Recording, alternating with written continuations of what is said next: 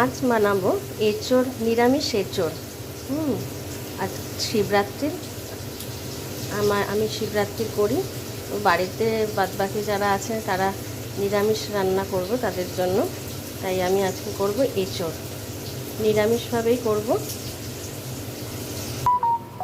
প্রথমে আমি এরকম ছোট ছোট করে আলু কেটে নিয়েছি। এবার আলুগুলো আমি ভেজে নেব।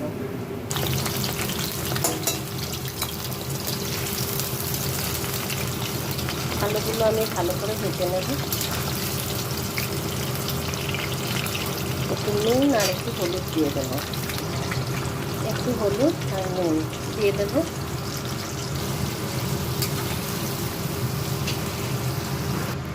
আলুগুলো আমি ভেজে নিয়েছি, এবার তুলে নিলাম। এবার এঁচোড়গুলো আমি তেলের মধ্যে ভেজে নেব।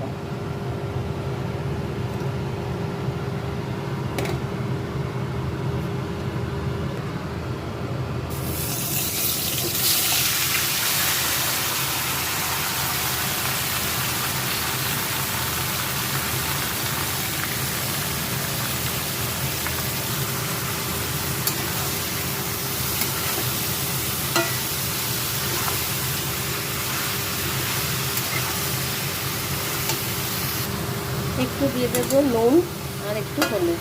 এবার ভালো করে ভাজবো।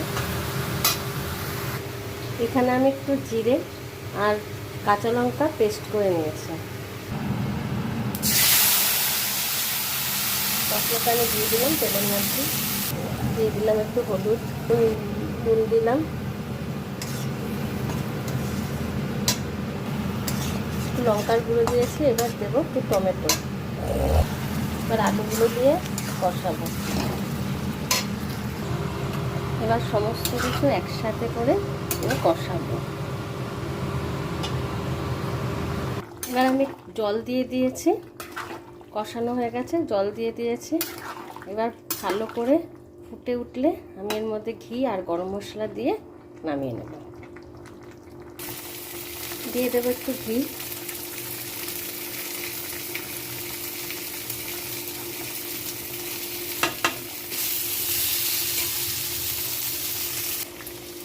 একটু গরম মশলা দিয়ে দেবো। আমি ঘি গরম মশলা দিয়ে নিয়েছি। এবার আমার হয়ে গেছে। এবার এটা নিরামিষ, খুবই ভালো লাগে এঁচোড়। তারপর যদি আমিষ হয় তাহলে চিংড়ি মাছ দিয়ে করতে পারেন, কিন্তু যেহেতু আমার আজকে শিবরাত্রি তাই আমি নিরামিষ করেছি।